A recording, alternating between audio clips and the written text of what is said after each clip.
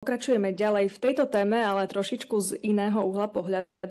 V rámci územného plánovania a digitalizácie existujú určite presné pravidlá a postupy a tejto téme sa bude venovať prednáška pani Miloty Sidorovej, podpredsedníčky Úradu pre územné plánovanie a výstavbu Slovenskej republiky. Pani Milota Sidorová pôsobila ako riaditeľka kancelárie participatívneho plánovania na Metropolitnom inštitúte Bratislavy.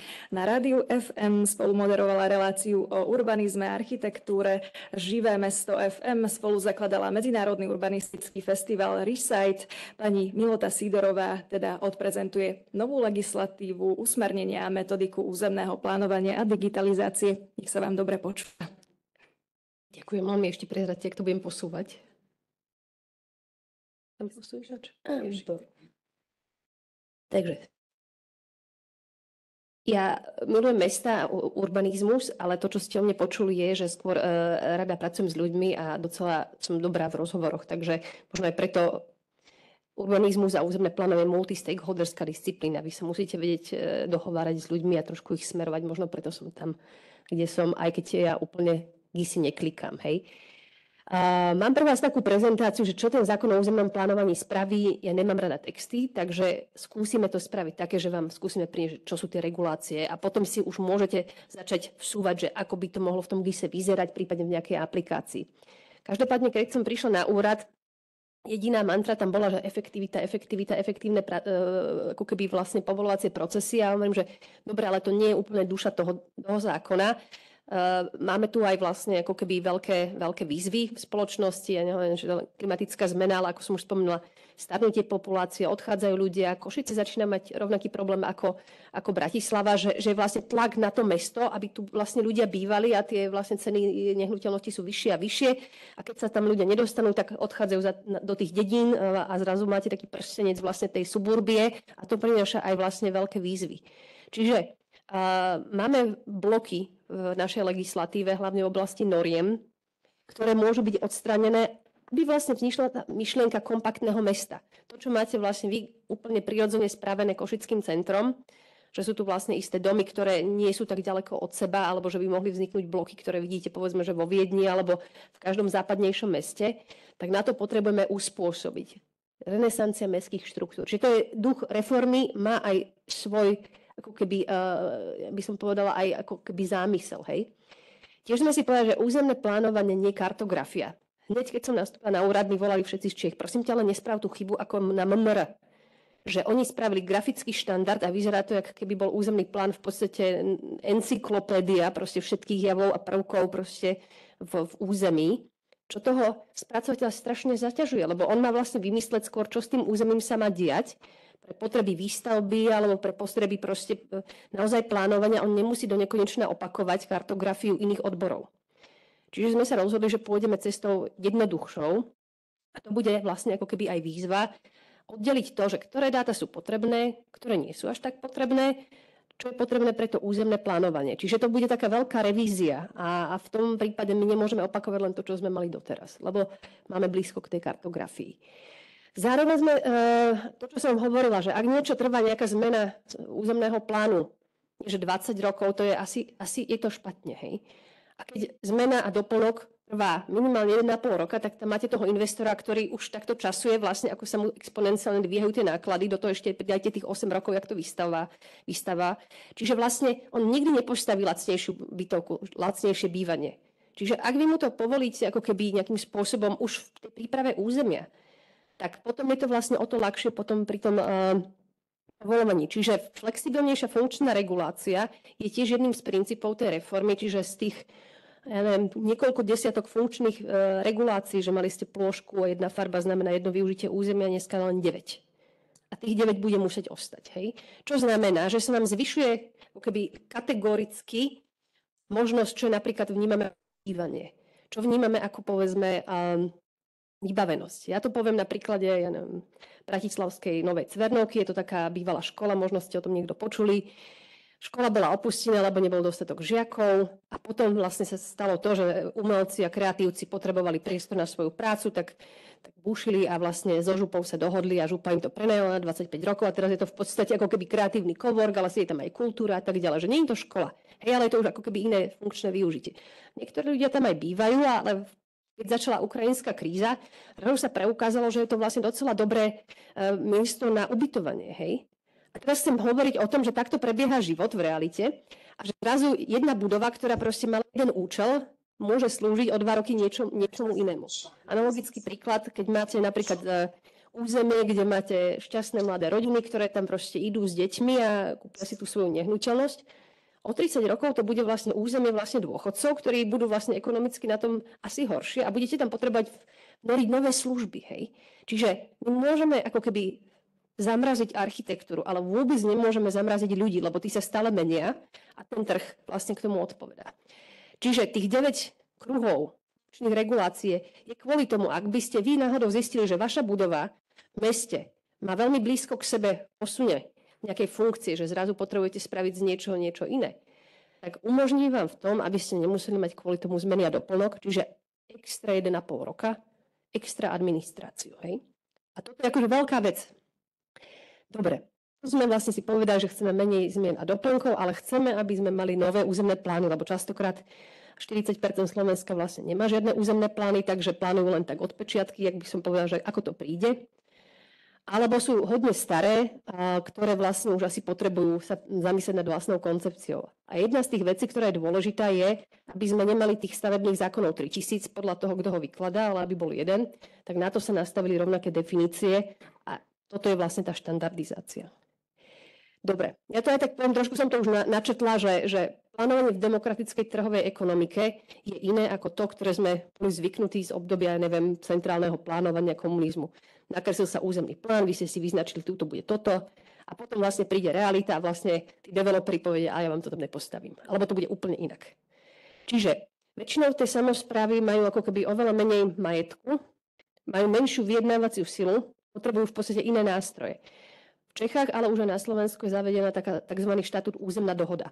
Keď sa vy ste schopní s investormi dohodnúť, že tuto bude toto, a ten investor vám povedzme za nejaký benefit postavia škôlku, alebo ja neviem, zafinancuje električku, tak aj to je validný spôsob, ako v tej trhovej ekonomike vlastne fungovať. A tá legislatíva musí na to ako keby brať ohľady. Zároveň máme sociálne siete, každý má na všetko názor, vy musíte čeliť politikom, všetci poznáme ten nimbizmus, nikto nechce veci za svojím proste potom a vlastne tí sú častokrát pod tlakom vlastných voličov, že toto mi tu nestávaj, lebo ja to nechcem. A čo v prípade infraštruktúry, ktorá povedzme naozaj musí niekde byť, spalovne alebo tak. Je to akože dosť ťažké a toto je vlastne úloha územných plánov umiestňovať logicky tú infraštruktúru. Dobre, a zároveň to posledná vec, výzva pre územné plánovanie. Keďže už nemôžete plánovať takto, že si to nakreslím a tak to bude, lebo mám za sebou centrálnu silu, ale vlastne je tu celý ten trh, tak vy môžete byť veľmi chytrý s tým strategickým rozvojom a s financiami. Čiže nebudete plánovať niečo len preto, že máte vedľa, ako keby, ja neviem, nebudete stavať dom len preto, že máte tehly v ruke, hej.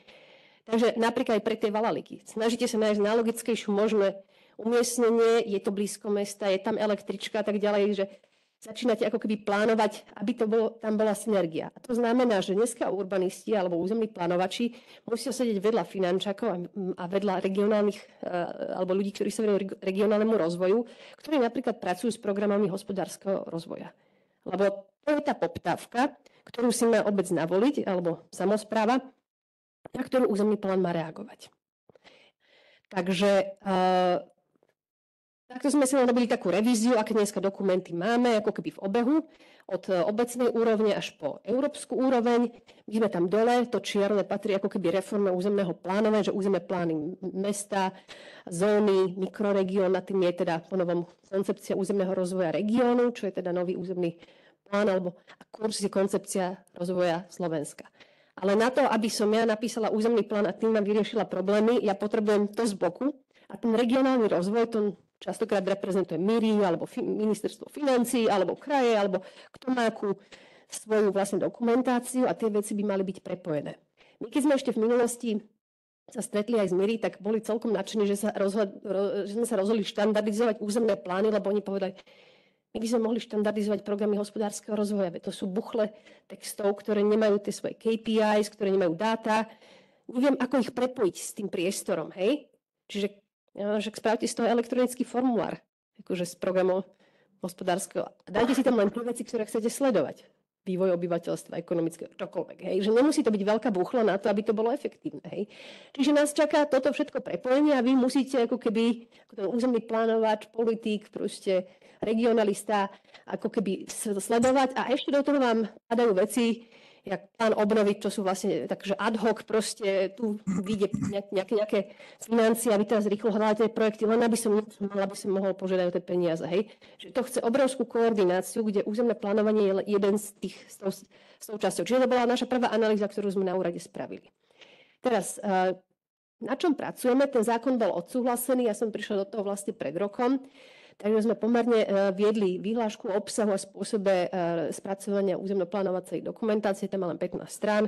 Je tam proste vytextované, že ktorá vrstva by mala čo obsahovať. Nie je opisná, je kategorická, lebo sme už mysleli na to, že raz tam bude musieť byť nejaký stroj, ktorý bude musieť rozhodnúť 1-0, čo tým myslím. Hej? Čiže aj tí právnici potom prekonávali také mentálne ako keby saltá, že nemusím písať zákon iba tým, že vymenujem všetko, ale poviem, že tu chcem napríklad, že technickú infraštruktúru. Poviem mu, že to riešenie bude neskôr v podvrstve niekde inde. Hej? Pre vás je to úplne samozrejme, ale pre právo to nie je samozrejme. Hej?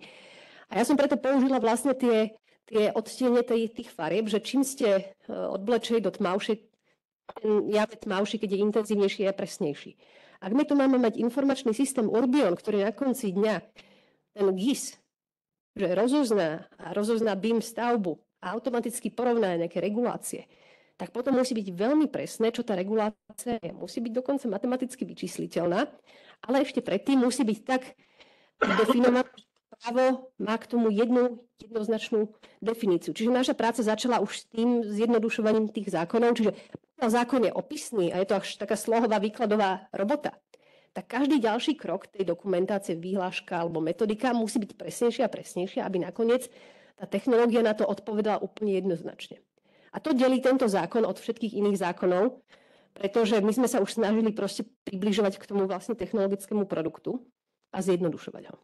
Tieto veci momentálne robíme, metodiku, vyhlášku a už sa pripravujeme na januárové medzirezortné pripomienkovanie, už sme k tomu robili konzultácie, tam sú zaujímavé veci. Dobre, teraz územné plánovanie, to akože zákon teda hovorí o tom, že už nebudú fungovať také tie klasické percentá, ak ste mohli zvyknutí, že budova má 70% rezidencií, 30% vybavenosti. To sa neosvedčilo vo všetkých lokalitách. Niekde vás to nutilo robiť vybavenosť, to nefungovalo, niekde naopak toho bolo málo. Čiže teraz necháme na samospráve, nech sa rozhodne, kde chce mať aké percentá. A to je tá flexibilita. Ale vlastne štát mu to nepovie. Hej? Lebo prečo? Hej? A zároveň sa spraví tak, že tuto máte maximálny limit a všetko, čo je do toho maximálneho limitu, je fajn. Hej? Čiže nebudem hovoriť presné ako kvantá, ja to nechám vlastne trošku na tú samosprávu. Dobre, keď prejdeme ďalej, územné plány sa docela ako keby menia. Ja si myslím, že to je veľmi systémový krok, že tá SEA sa stáva záväznou. Dneska to bolo taká aj prax, že vlastne SEA sa spravila, ale nevždy sa musela akceptovať. Hej? Čiže máme veľa územných plánov, ktoré vlastne to nerobia, alebo boli aj častokrát to, že územné plány nechceli, alebo teda nechceli na to vydávať CEU, lebo sme hrozne zafokusovaní na tú EIU. Ale tá EIA je len koncovka toho, čo sa nepripraví predtým, takže sa je z môjho pohľadu oveľa významnejší element ako EIA. Hej? A teraz to musí mať všetci a povinne. Hej? Územný plán sa mení na grafický, textovo-tabulkový, odpadajú veľké kvanta textov, čiže všetko sa vám zmršťuje vlastne už do takých tzv. Vlastne Excelových tabuliek. Prichádza tu nový taký štatút, toto sú teda koncepcie Slovenska územného rozvoja regiónu, tie nemajú záväzné regulatívy na rozdiel od minulosti. Tie budú fungovať viac na koncepčnejšom prístupe. Zdá sa, že je to vlastne ako keby nevýhoda, ale opak je pravdou, vy viac môžete plánovať, pretože rola krajov je zabezpečovať tú infraštruktúru pre tie obrovské územia. A obce sú častokrát vo svojich administratívnych celkoch ozaj uzavreté. A oni potrebujú nejakého v podstate partnera, ktorý im povie, že ozaj tuto musí viesť tá železnica, ozaj tuto musí viesť povedzme chránené územie, ozaj. Čiže koncepcia je na to oveľa lepší akože nástroj a potom, keď sa na tom uzhodnete, ten koridor prepadne do tých územných plánov a tam sa musí akože ukotviť a už sa musí rešpektovať. Čiže toto bude nové a je tam tým modrým územný plán mikroregiónu. Vieme, že v Prešovskom a Banskobystrickom kraji je najviac obcí, veľmi maličkých, ktoré vlastne nemajú územné plány, majú častokrát menej ešte ako 400 obyvateľov, takže pre nich môže byť veľmi obťažné obstarať si nový územný plán. Preto je tu taký inštitút, ktorý vlastne by mal fungovať ako lepší spoločný územný plán, že ak sa spoja v podstate tieto obce, spravia spoločné zadanie, tak je to kraj, ktorý to za nich obstará, ale aj schváli, pomôžeme aj finančne. Čiže na toto sme pripravení, že veľa obcí už môže povedať, OK, ja vám dôverujem natoľko, že to proste spravíte za mňa a tým pádom sa to spraví rýchlejšie. My aj budeme finančné toky a dotácie usmerňovať na to, aby sme už nepodporovali zmeny a doplnky, ale podporovali vznik vysoko nových územných plánov a aby sme podporovali vznik mikroregiónov. Lebo ozaj tá spolupráca môže byť veľmi prínosná pre obce, ktoré naozaj by si to nezvládli sami spraviť. Dobre, to bola ako keby myšlienka zákona. Prejdeme na tú vyhlášku, tá sa volá 392/23. Venovali sme skoro rok a dôležité zmeny, ktoré prináša, ja som pôvodne vyštudovala krajinárstvo, hej, čiže mne vždy ako keby nedávalo zmysel, prečo je územné plánovanie a ekologické aspekty územného plánovania na dvoch rezortoch. To sa proste nedá, hej. A to je špatne, lebo tie veci aj tak skončia v jednom dokumente a mali by byť čo najlogickejšie. Takže sme do vyhlášky zaviedli pojem krajinná infraštruktúra, tak ako máte dopravnú infraštruktúru, technickú infraštruktúru, nie je to zelená infraštruktúra, lebo zelená infraštruktúra môže byť do zákona jeden strom, ale aj celá planéta. Krajinná infraštruktúra je ako keby tá zelená vrstva, ktorá je v krajine, ale aj v území mesta tak silná, že je schopná ekologicky vyvážovať nestability územia. Hej? A možno ste počuli o tornáde na Hodoníne pred 2 rokmi, takže tam borovicový lesík v zázemí mesta spomenul tornádo na búrku, boli menšie škody. A to je tá krajinná infraštruktúra, ktorú si predstavujem, že vlastne nám preniká tým priestorom. Čiže zavedli sme aj takýto element, aby proste tí vlastne ľudia, ktorí riešia životné prostredie, ozaj to mohli nazvať a nazvali sme to infraštruktúrou aj preto, aby to malo ozaj patričný význam, takisto ako doprava a technika. Dobre, tie dôležité zmeny, ja tu nepôjdem všetkým, ale máte tam veľmi jasné informatívne a záväzné časti, to sú tieto paragrafy 6. Máte teda tých iba 9 druhov funkčného využitia v paragraf 16 a je tam vlastne zo zákona zavedený aj pojem, že stavba vo verejnom záujme, ja pokračujem v tej krajinárskej línii. My častokrát nevieme spraviť remísky v priestore, nevieme spraviť poldre a také tieto veci. Vy si môžete v územnom pláne v celom území, nielen v zastávanom, uplatniť tzv. Stavbu vo verejnom záujme. Môže to byť električka, môže to byť proste nejaká vybavenosť, ale môže to byť aj polder. Hej? A keď ho tam dáte, tak zákon vám v tom pomôže, lebo stavba vo verejnom záujme môže byť aj stavba tvorby krajiny. Hej? Čiže zavádzame aj takú stavbu ako krajinárskú stavbu. Hej? To hodne pomáha vlastne integrovať tie vlastne svety do jedného. Takisto my by sme radej prešli z takéhoto modelu na niečo intuitívnejšie, čiže ak niekto sledoval Steva Jobsa, pre neho bolo všetko, čo je jednoduché, vlastne to, kam sa chcel dostať. A jednoduchosť je najzložitejšia. A tento územný plán mesta Prahy je veľmi intuitívny, pretože si ako z mapy priradíte. Modrá je voda, zelenú je proste ako keby jasne a biela je vlastne u nich budovy. Hej. Že vôbec to nemečuje s tou červenou, čo mali byť nejaké strechy budov. Hej. Toto rozpozná každý človek, ktorý sleduje mapy. Že ja si myslím, že intuícia v týchto územných plánoch je najsilnejší nástroj, ktorý môžeme používať a mali by sme sa k tomu prispôsobiť. A to odkazujem Marcele. Zatiaľ tam máme farby, ktoré sa mi moc nepozdávajú. Dobre, no to je tých 9 funkčných regulatívov, takže budeme mať ponovom bývanie. Vybavenosť je oveľa širšia, ako bola, to som vám spomínala. Výroba je tiež širšia, máme aj dokonca verejne prístupné priestranstva, ak by ste chceli niečo vlastne ako keby ochrániť. A teraz vlastne tá krajina sa môže prejaviť v 3 modalitách. Produkčná vegetácia, to lesy, pasienky, všetko. Vinice rekreačná, kúpeľné parky a tak ďalej. A ekostabilizačná, to sú tie veci, ktoré potrebujeme dostať do krajiny, do polí. Hej?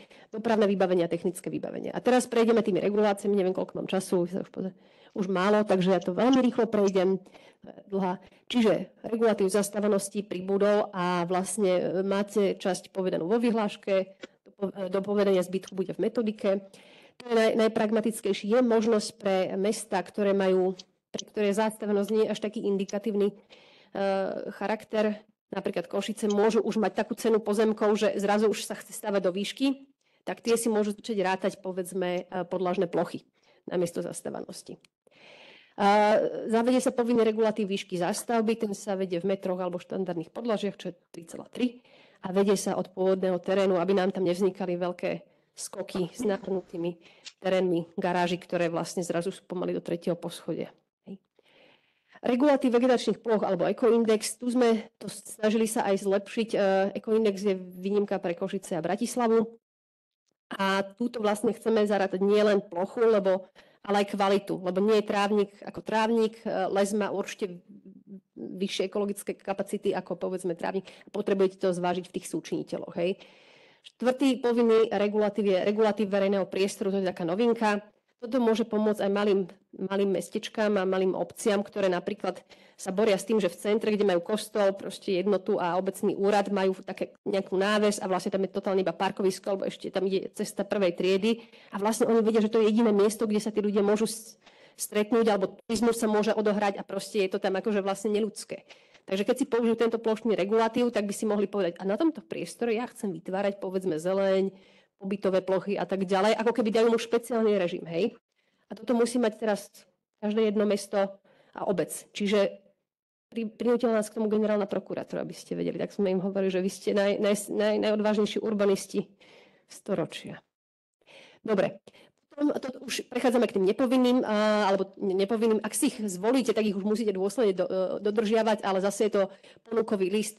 Máme asi 19 typov urbanistickej formy zástavby, čiže ak by ste chceli robiť radovky, bloky a tak ďalej, môžete to ako keby nariadiť do toho územného plánu. Toto je krásny krajinársky aj pohľadový regulatív urbanistickej dominanty alebo významného priehľadu. To je sa Dianka Kráľa, vidíte vlastne cez tú os od vežičky cez povedzme tú sochu na tú dominantu a aj tak môžete komponovať to mesto. Hej? Však aj v podstate dom svätej Alžbety je viditeľný z rôznych osí. Hej? Toto je veľmi dôležité, regulatív hodnotnej panorámy, čiže vy si tiež môžete nastaviť, že kde je aká výška, aby ste povedzme uchovali, neviem, odhradie, ale môže to byť aj Tatry. Hej? Čiže je to vlastne na vás, čo chcete chrániť. Regulatív prepojenia verejných priestorov, toto ja stále hovorím, niekedy vznikajú ako keby predmestia, kde si ľudia dajú rampu a je to ako keby súkromné. My také veci máme v Bratislave a potom je problém, keď tam treba zájsť policajti, hasiči, čokoľvek, tí ľudia sú izolovaní, decká tam proste stoja. Ale niekedy sa to vlastne aj deje priamo v centre Bratislavy. Ak ste boli niekedy na ulici Júla Satinského, je tam hneď vedľa nemocnice a prístup k nemocnici je zahatený súkromným plotom. Hej. Čiže toto by sa už nemalo stať, ak vy uznáte, že isté cesty sú také dôležité, že tam nikdy nemôže byť žiadna privatizácia, lebo je to tak dôležité. Ešte ma nechajte dohovoriť. Regulatíva aktívneho parteru. Cieľ kompaktného mesta je dostať ľudí na nohy. Čiže ak si vy, povedzme, vytvoríte novú triedu a poviete, že tuto budú partery, tak tá budova sa musí prispôsobiť a parter je výborný nástroj preto, aby mali ľudia, takže vidíte, taká kaviareň tam môže vzniknúť. Uličná stavebná čiara, to je jasné, veľkosti stavebného pozemku, aby sa náhodou nestalo, že jedno pole sa stane zrazu 3000 stavebnými pozemkami, vy si nastavíte to, čo nechcete už podliesť tou veľkosťou a viete, s čím operujete a ako budete robiť nápočty, povedzme, vybavenosti. Hej? Regulatív zastrešenia na opudy vlastne miest, ktoré potrebujú pamiatkovú ochranu, to je šťavnica, čiže dáte si typ strechy, ktorý chcete mať, farebnosť alebo farebnosť, hej, ak chcete si zaviesť vlastnú farebnosť, povedzme Košickú, tak môžete zaviesť, hej, farebnosť, vďačná téma pre ľudí, ale aby ste nemali proste veci ako keby akože príliš, hej. A pokiaľ chcete, povedzme, spraviť novú infraštruktúru, hej, toto je, povedzme, že chorvátske rameno, tam teda je ako keby nová električka, tak si môžete dať taký pásmový limit do toho územného plánu, že tu bude tá moja stavba nová a tam sa nemôže nič nikdy stať. Je to nejaký ekvivalent skoro, nepoviem, že uzávery, ale tam proste vieme, že očakávame tú investíciu a tá výstavba sa musí podrobiť. Takisto je k možnosti regulatív podzemnej zástavby, ak by ste mali pocit, že tie garáže sú až príliš hlboké a tá, povedzme, ktorá je podzemná, sa správa tak, že pomaly vytápa niečo. Takisto je tam regulatív vodopriepustných ploch, tiež súčiniteľnosti. Môžete si zaviesť regulatív ekvivalentného uhla zatienia. To som len chcela povedať, že vďaka svetlotechnickej norme developeri nestávajú bloky, lebo všetky tieto červené veci nám dneska vyjdú ako apartmány a oni to skrátka nechcú, takže radšej nám postavia väžu a tým pádom je to vyriešené. My vieme, že to nie je tá najlepšia mestská štruktúra, čiže prečo vlastne na tom nástojiť? Môžete si zaregulovať informačné konštrukcie, ak by ste chceli. A takisto Košice a Bratislava majú zatiaľ výnimku na to, ak by mali nejaké stabilizované územia, ktoré nechcú parametrizovať, že popíšu ich textom. Ja si myslím, že to prechodný stav, kým sa naučíme s tými číslami pracovať. A teraz už rýchlo prejdeme na tú metodiku, čiže máme tam zadefinované potom tie priestorovo-funkčné celky časti, regulačný list a regulačný výkres. Ako som hovorila, tá textová časť územných plánov bude ponovom vyzerať takto. Čiže budete mať v tých listoch vlastne, Marcela to ukáže viac, ja to potom nebudem, budete mať vlastne vylistované tie regulatívy, ktoré si vy vlastne ako keby zvolíte. A oni už sú tak predpripravené tie definície, že sa dajú v podstate buď vypočítať, alebo sa dajú plošne umiestniť do toho GISu, alebo ešte aj kombinácie, hej? Dobre, a toto sme si požičali od seba, že tá realita územných plánov je takáto a to není rozostrený. A že chceme sa dostať ozaj k tomu riešeniu toho dátového modelu, keď sme to prezentovali v Prahe, že áno, my chceme vašu štandardizáciu, lebo vy ju nerobíte na báze grafického zobrazenia, ale na báze dátového modelu a to je proste to, čo potrebujeme získať, hej. No a ja by som bola rada, keby sa raz dostaneme do toho, že územný plán vyzerá ako Google Maps, lebo tomu každý rozumie. A nebude to nejaká farebná plocha nejakého trhacieho papiera, hej, keď to tak poviem. Takže toto je ako keby obži víze. Ja vám ďakujem, že ste to všetko vydržali a teraz dúfam, že budete vedieť, že sme pripravili širokú paletu nástrojov, ktoré ak chcete, môžete využiť a môžu vám slúžiť na odpoveď pre akúkoľvek výzvu, ktorú dneska spoločnosť má. Ďakujem.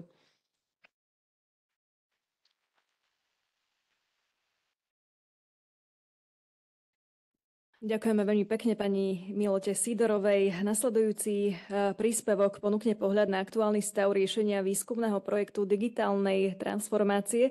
Kolektív autorov priblíži budúcnosť fungovania viacerých konceptov digitálneho dvojčaťa krajiny v rovine vybraných projektových podaktivít. Podrobnosti k tejto téme prezradia pani Martina Zeleniaková, pani Marcela Binzárová-Gergaľová a pán Stanislav Ondáš z Technickej univerzity v Košiciach.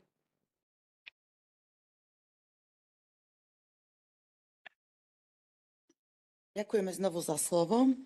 A čo je účelom tejto prezentácie, je predstaviť projekt Proof of Concept, na ktorom pracuje Technická univerzita v Košiciach v spolupráci s Úradom pre územné plánovanie a výstavbu posledný rok. Čiže posledných 12 mesiacov pracujeme veľký kolektív ľudí na univerzite na problematike digitálnej transformácie územného plánovania a výstavby. Súvisí to s novou legislatívou, ktorá by mala mať účinnosť od 1. apríla 2024, čiže novým zákonom 200 z roku 2022 o územnom plánovaní a novým zákonom 201 z roku 2022 o výstavbe. Čo je podstatou tohto projektu, je overiť koncepty spracovania 3D modelov územia stavieb na zefektívnenie zavádzania novej stavebnej legislatíve do praxe. Čo je podstatou tohto projektu, alebo čo je grom a na čom je tento projekt postavený? Položím to na príklade takého spracovávania záverečnej práce. Väčšina z vás, ktorí tu sedíte, ste spracovávali či už bakalárskú prácu, diplomovú prácu, dizertačnú prácu, alebo sočku, švočku. A podstatou je analýza súčasného stavu problematiky. Začiatkom tohto projektu bola práve analýza súčasného stavu problematiky v Európe a analýza súčasného stavu problematiky vo svete.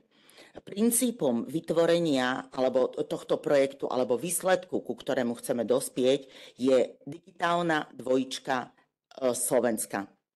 Ale, aby sme nezačali na takom veľkom území, za príklad sme si zobrali digitálnu dvojičku mesta. V podstate, čo chceme v tejto digitálnej dvojičke vytvoriť? Robili sme si prieskum, ako vyzerajú digitálne dvojičky miest vo svete. Vo svete, v Európe, v takých mestách, ako je Tallinn, Dublin, alebo v takých mestách, ako je Singapur alebo New Orleans. Dali sme si príklady dobrej praxe z týchto uvedených modelov. Konkrétne tento koncept, Proof of Concept, je vytvorený Pomeroj Academy profesorom Pomerojom, ktorý pôsobí na Cambridgeskej univerzite, ktorý má svoje architektonické štúdium v Singapúre. Toto je podstata, ktorú sme akceptovali pre náš projekt a tá podstata spočíva v tom, že riešime proof of concept 6 kategórií. Tých 6 kategórií vám teraz časti predstavím, za čo sme počas roka riešenia projektu dospeli. A konkrétne sa jedná o jednotlivé kategórie, ktoré sú uvedené na týchto slajdoch. Jedná sa o zeleň, potom územný plán zóny, stavebnú ohlášku, stavebné povolenie, monitorovanie podzemných sietí a stavba cesty. Týchto 6 spomenutých proof of conceptov sme aplikovali a testovali sme prístupy, ako tieto koncepty digitálne spracovať.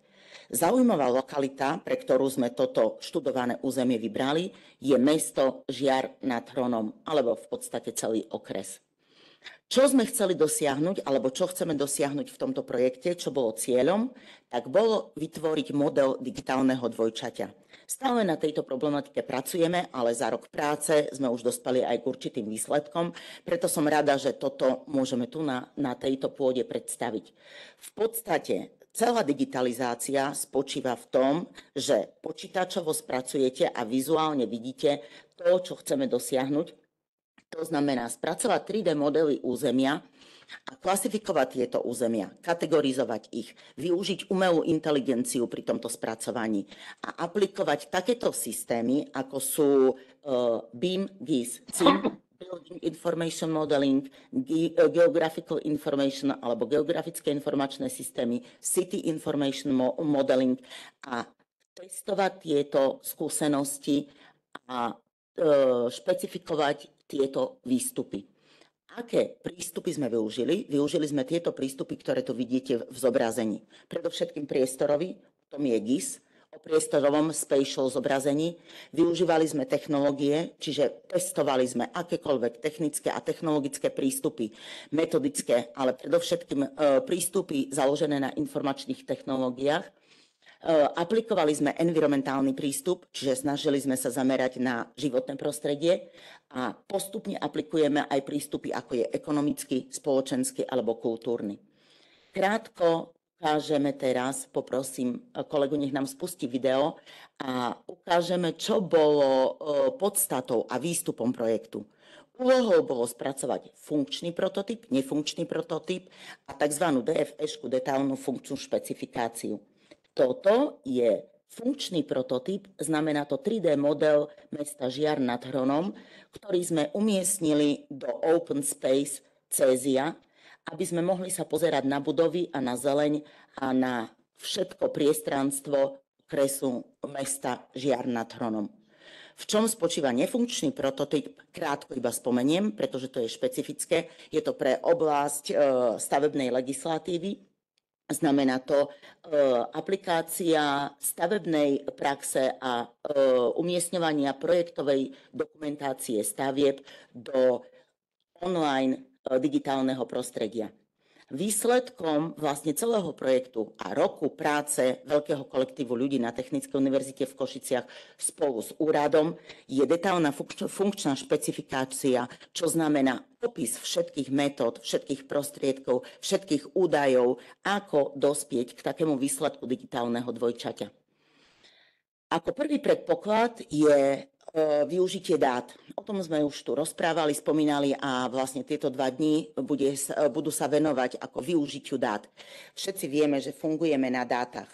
Každý funguje na údajoch a na vstupných údajoch, ktoré potrebujeme pre spracovanie funkčných výstupov. K tomu spracovaniu dát a pre GIS systém slúži to, že potrebujeme údaje zo zberu a hlavne priestorového zberu údajov území. Na to slúžia uvedené metódy. Či už je to snímky zo satelitu, či už je to meranie drónmi, drónové skenovanie, alebo letecké snímkovanie, alebo terestrický zber údajov, alebo či už je to, ak mapujeme vodné plochy, sú to bafimetrické merania sonárom, alebo sú to geofyzikálne metódy zberu údajov povrchového alebo podzemného zberu údajov. Toto je dôležité. Aké máme vstupné údaje, aký kvalitný výstup vieme použiť. Čiže prvým systémom a najdôležitejším vlastne tým nultým prístupom pre využitie a zobrazenie digitálneho obrazu krajiny je zber údajov a následne predstavím 6 prístupov, predstavíme spolu s kolegynkou, 6 prístupov k riešeniu tejto problematiky. Najväčšie alebo prvý prístup bolo dendrológia. To znamená čo? To znamená zeleň a údaje o zeleni v krajine. Toto bolo pre nás ako bodom číslo 1, kde sme zberom údajov z územia Žiaru nad Hronom zozbierali mračná bodov, z ktorých sme sa snažili identifikovať zeleň. Prístup k dendrológii je rôzny. Predstavím ako niektoré prístupy, ktoré boli vykonané, ale v podstate išlo o to, aby sme identifikovali zeleň, predovšetkým strednú a vysokú, to znamená kroviny a stromy, a identifikovali, ktoré stromy sú ihličnaté, ktoré sú listnaté, a vedeli naučiť umelú inteligenciu to, aby identifikovala tieto stromy. V podstate, aby sme vedeli verifikovať naše výsledky, sme sa zaoberali aj terénnym zberom údajov. Čiže kolegovia, dendrológovia fyzicky chodili a prechádzali a robili takúto databázu údajov o zelení v meste Žiar nad Hronom.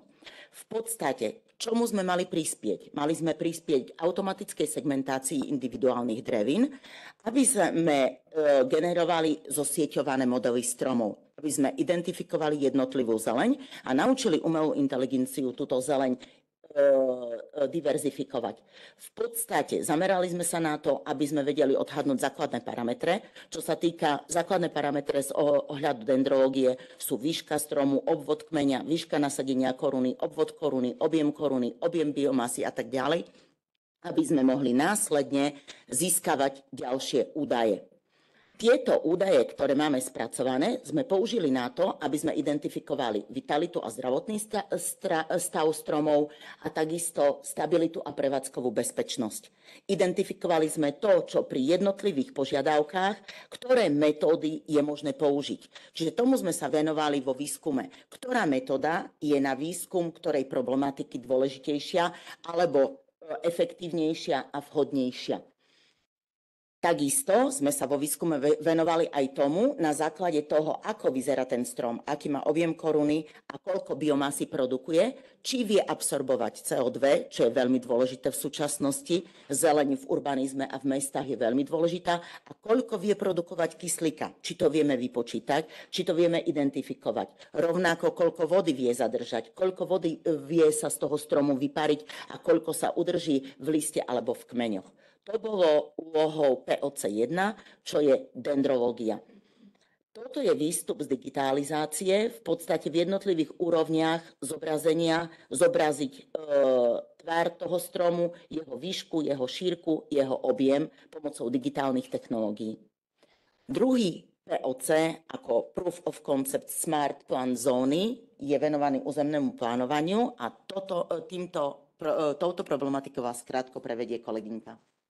Ďakujem veľmi pekne za slova svojich predrečníkov. Časti Proof of Concept 2 bude nadväzovať na obsahové predstavenie prezentácie, ktorú mala pani podpredsedníčka Milota Sidorová. POC 2 tvoríme predstavu, poprosím technika o spustenie, tvoríme predstavu o modernom územnom pláne. Tým expertov Technickej univerzity v Košiciach analyzuje, overuje, testuje nasadenie a fungovanie digitálneho dvojčatia v oblasti územného plánovania. Budujeme víziu, overujeme koncepty v rovine spracovania územno-plánovacej dokumentácie pre zefektívnenie zavádzania novej legislatívy v oblasti územného plánovania smerom do praxe. Zjednodušene povedané, hľadáme tie najvhodnejšie riešenia pre spracovanie digitálnych územných plánov v ich obsahovej štruktúre. Vráťme sa teda na začiatok, kde poznanie súčasného stavu jasne definuje, prečo je potrebné na výskumnej úrovni sa o túto tému zaujímať. Stav, kde sme teraz, vymedzujú pretrvávajúce charakteristiky. Územné plány sú spracované podľa rôznych metodík, následkom čoho je nepochopenie ich obsahu.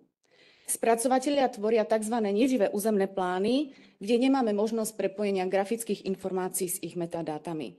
A použité regulatívy vo väčšine prípadov majú nerovnakú definíciu, čo vedie k nejasnosti ich obsahu. Aj vďaka tejto výskumnej aktivite môžeme preklopiť misku váh do stavu, kam sa chceme dostať, ktorý je víziou pre budúcu centralizovanú správu územnoplánovacej dokumentácie v jednotnom úložisku ako potvrdenia garancie jediného platného právneho stavu. Prepojenie 3D digitálneho obrazu krajiny a územného plánu nám dáva úplne iný rozmer pohľadu na krajinu ako takú. A budovanie digitálneho dvojčaťa nám ponúka vidieť živý územný plán v priestore. Aby toto celé bolo možné úspešne zvládnuť, víziou bolo na základe zistených nedostatkov súčasného stavu veci v oblasti územného plánovania odstrániť sériu kľúčových nedostatkov, ktoré uvidíme ako sekciu nasledujúcich slajdov, ktorých jednoznačne dominuje nečitateľnosť obsahu, nejasnosť formátov a nejednotnosť prezentovaných informácií. Preto nechcem naďalej konzervovať tento súčasný stav a pripravujeme víziu pre budúce plány, pre územné plány vlastne v budúcnosti. Zmenu, ktorú aj vďaka tejto výskumnej aktivite prinášame, je zmena, ktorá buduje národný štandard pre územné plány. Táto vetva je veľmi široká a pokrýva vlastne informatívnu a grafickú časť a záväznú časť. Čiže v našej výskumnej aktivite sme sa venovali overovaniu konceptov spracovania modelu pre regulačný výkres, ktorý mal vlastne nejaké jednotné východiska, ktoré vidíme na tomto slajde. Jednoznačne tomu dominuje jednotný štandard spracovania územnoplánovacej dokumentácie, jeho elektronická forma a podobne. Výskumné riešenie je postavené v tých nasledujúcich častiach na myšlienke vytvorenia jednotnej dátovej šablóny pre spracovanie už spomínaného modelu dát pre regulačný výkres. Aby bolo možné regulačný výkres v predpísanej obsahovej štruktúre spracovať, naše testované riešenie je postavené na využívaní štandardizovaných formátov pre zápis dát v priestorovej databáze vo vektorovom formáte. Tu by som sa chvíľočku vrátiť, ak poprosím technika, aby mi vrátil slajd späť. Vlastne model dát a jeho preddefinovaná obsahová šablóna má svoje východiska definované vyhláškou, ktorá vymedzuje presné súčasti, ktoré tvoria záväznú grafickú časť, teda už spomínaný regulačný výkres. V našom proof of koncepte sme pre model dát vzali do úvahy iba tie časti vyhlášky, ktoré máme farebne vymedzené. Pre túto časť boli následne implementované princípy, ktorých proof of concept nasadil nástroje geografických informačných systémov a prostredníctvom vybraných dátových formátov bola vytvorená štruktúra geodatabázy, ktorej obsah vidíme prezentovaný na tomto slajde. Tu by som sa opäť veľmi rada chcela pozastaviť a trošička priblížiť tento prezentovaný obsah tohto modelu dát a teda už spomínanej šablóny. Šablóna má preddefinovaných 8 kategorických dátových vrstiev, ktorých geometria pozostáva z vyjadrenia polygónových reprezentácií a každá táto kategorická vrstva presne definuje vybranú sekciu dát, ktorú špecifikuje vyhláška pre obsah regulačného výkresu. Čo je veľmi dôležité si uvedomiť, že každá táto dátová vrstva alebo táto kategorická dátová vrstva má preddefinovaný set popisných atribútov, ktoré spracovateľ v rámci tvorby modelu dát musí vyplniť. Každá dátová vrstva má iný set popisných atribútov a je prispôsobený zachovaniu významovej roviny alebo obsahu týchto dátových vrstiev. Najkomplexnejšou dátovou vrstvou je dátová vrstva, ktorá nesie informácie o priestorovej a funkčnej regulácii, teda na tomto slajde a v tomto menovitom zozname je definovaná na úrovni regulácia skupiny pozemkov. V tejto dátovej vrstve je umožnený zápis regulatív priestorového funkčného využívania krajiny a vlastne spracovateľ má tu na preddefinovaný set 47 atribútov, čiže zastúpenia všetkých regulácií v zmysle obsahu pripravovaného regulačného listu. Ak dovolíte, nasledujúce časti budú ako keby prezentáciou praktickej ukážky, čo vlastne, poprosím poprosím, áno, ďalej. Čo vlastne môže tento spracovateľ v tomto obsahu šablóny vytvoriť? Čiže to, na čo sa teraz pozeráme, je delimitácia územia zo strany spracovateľa pre vymedzenie skupiny pozemkov, ktorú je potrebné vlastne zaregulovať. Takýmto jednoduchým spôsobom spracovateľ geometricky vymedzí predmetnú časť územia a zareguluje. To, na čo sa momentálne pozeráme, je praktickou ukážkou u spracovania hotového pripraveného modelu dát, ktorý obsahuje celý set popisných atribútov, ktoré vlastne spracovateľ počas prípravy tohto modelu dát vyplnil, geometricky vymedzil a podobne. Tieto praktické ukážky majú priblížiť svoju jednoduchosť a zároveň tým chceme povedať, že digitalizácia procesov testovaná v rámci Proof of Concept prináša spracovateľovi uľahčenie jeho práce. Tento stav, kam sa chceme dostať a vďaka nášmu výskumu prezentuje najdôležitejšie milníky ako výsledky riešenia tejto projektovej podaktivity. Model územného plánu budú tvoriť iba štandardizované údaje a územné plány, tak ako uvidíme v tej nasledujúcej ukážke, sa stanú prehľadnejšími. Vlastne to, na čo teraz pozeráme, alebo čo máme priblížené, je funkčný prototyp, ktorom má spracovateľ možnosť vidieť časť spracovaného územného plánu, respektíve jeho záväznej grafickej časti, ktorú si vlastne môže prepojiť s 3D dátami z kategórie budovy a stromy. Čo je výhodou, že spracovateľ automaticky alebo užívateľ tohto systému automaticky získa informáciu o všetkých priestorových a funkčných reguláciách, ktoré v tomto území môžu predstavovať nejaké limitné obmedzenia pre akúkoľvek budúcu činnosť. Vizionársky sa na to môžeme pozerať aj optikou toho, že budovanie digitálneho územného plánu nám dáva možnosť vidieť živý územný plán v priestore v koexistencii s existujúcim stavom krajiny, čo je vec, ktorú na neživej mape jednoducho momentálne teraz nemáme možnosť vidieť a čo prináša v tejto výskumnej aktivite veľký posun vpred. A iba vďaka nasadeniu novej legislatívy túto víziu môžeme naplniť, pretože tento stav vlastne definuje možnosť vytvoriť živý územný plán v priestore, čo prináša veľké benefity do budúcnosti. Ďakujem za pozornosť a prenechávam slovo kolegyni. Ešte chvíľku, ešte dokončíme POC 3, 4, 5, 6. Takže ďakujem kolegyňke za túto prezentáciu. To je POC 2 a krátko ozrejmím a poviem POC 3, 4, 5, 6. POC 3 to všetko súvisí so zákonom o výstavbe. V podstate zákon o výstavbe definuje stavebnú ohlášku, kde definuje drobné stavby, definuje stavbu rodinného domu, hovorí aj o inžinierských konštrukciách, preto našou úlohou je čo? Zobraziť, všetci ste už určite videli projektovú dokumentáciu, ktorá je nakreslená. Inak vyzerá nakreslená projektová dokumentácia, ako vyzerá namodelovaná reálne v reálnom svete. Úlohou je dostať do digitálnej podoby, napríklad ako vidíte túto miestnosť, dostať ju do digitálnej podoby. To je úlohou modelu digitálneho dvojčaťa. Čo sa týka drobných stavieb, v zákone je vymedzených 21 drobných stavieb, ktorými sme sa snažili pretransformovať do digitálnych modelov. Tieto stavby vyzerajú napríklad ako takto. Či je to nádrž na vodu, či je to žumpa, či je to terasa, či je to plot. Sú to všetko drobné stavby a chceme ich digitalizovať a vytvoriť také tzv. Formáty výstupy z BIM systému, Building Information Modeling, a to sú formáty IFC. Našim cieľom je preto umiestniť danú stavbu do terénu, do konkrétnej lokality, kde bude situovaná. Čo sa týka stavby rodinného domu, tak tam BIM model odpoveda na otázky, pre koho to je, na čo to je, kedy to bude, komu to bude určené a za akým účelom. V podstate toto je projektová dokumentácia 2D, ktorá je v súčasnosti spracovávaná. Takto vyzerá 2D výkres lokality a stavby. Našim účelom je prejsť od tejto 2D modelu projektovej dokumentácie k 3D modelu. Čiže k modelu, kde si viete predstaviť a generovať akýkoľvek rez, kde túto stavbu reálne umiestnite do územia.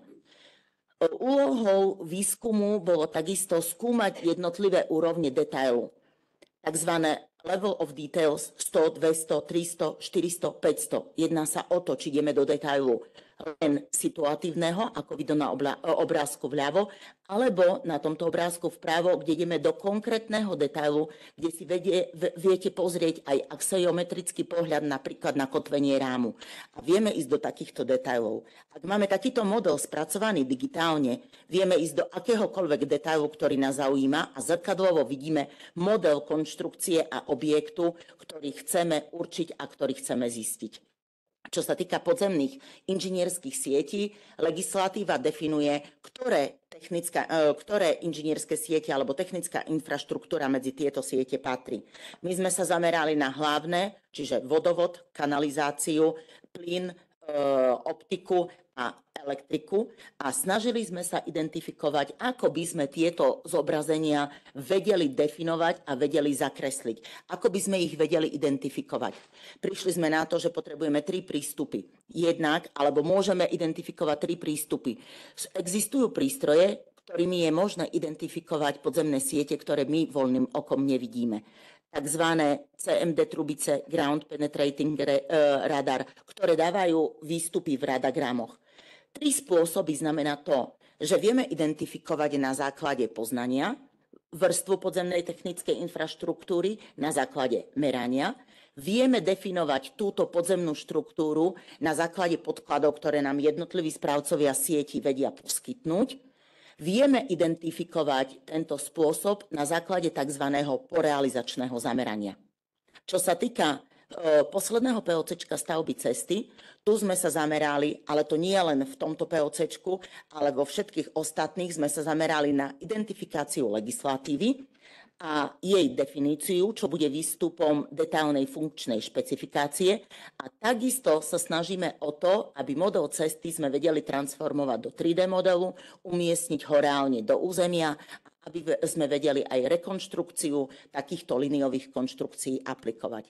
A k čomu chceme dospieť? Chceme dospieť k tzv. Digitálnej dvojičke územia, najprv mesta, potom kraju a potom celého Slovenska. Ďakujeme za pozornosť.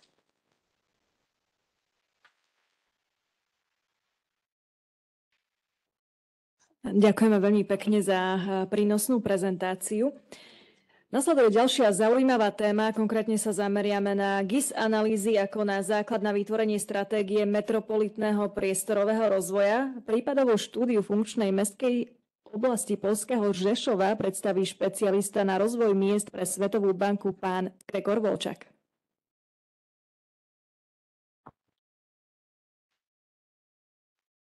Hi, good morning, everyone. I'm Grzegorz Wolszak, or Greg. I'm the urban development specialist with the World Bank, and today I was asked to tell you about a bit more about how we use the GIS as a tool to help one of the regions in Poland, or the functional urban area in Poland, to create the first ever spatial development strategy. And as you'll see, we used GIS, but it was not so cool as we've seen at the previous presentations. It was much more basic, though we also think that it was quite useful. So maybe I will start on the nuts and bolts of the project and why we prepared this strategy. So as you see, the idea behind creating the spatial development strategy of the Rzeszów functional urban area was that if we organize space better, then it creates the higher quality of life. And we're talking about the functional urban area, so not a single municipality, but the 13 municipalities you will see in the second in the map. And this higher quality of life, we also, the spatial planning or the joint spatial planning will also create more of the spatial transparency for everyone, for investors and for individuals. This should, we hope, be a magnet or work as a magnet for qualified staff, for qualified people, for talent, and for good investments. And in the end, it should contribute to the higher competitiveness of the region or the functional urban area and sustainable growth. So in the nutshell, this is the thinking why such a strategy was created in Poland in this one of the regions. You see also the 2 goals of the strategy, of the spatial development strategy. So one was this joint vision that has never existed before, because before this project, every municipality planned for itself. So you could imagine there were 13 municipalities, each municipality had its own plan, had no idea what's happening at the, behind their fence. So we were thinking joint vision, is one of the key goals of the strategy. The second objective of this work was to identify strategic development areas. And I will talk about that in a second. So you'll see also that the spatial development strategy doesn't have a shape of a complete coverage of the whole territory, but it focuses of exactly those strategic development areas. So these are kind of like islands of agreement between 13 municipalities, and that they think what municipalities thought could be done with those specific territories. And 2 more points here. The preparation of this spatial development strategy. We hoped that it will help the future preparation of the strategic documents at the municipal level, at the FUA level, so functional urban area level, or ITI level, and at the national level.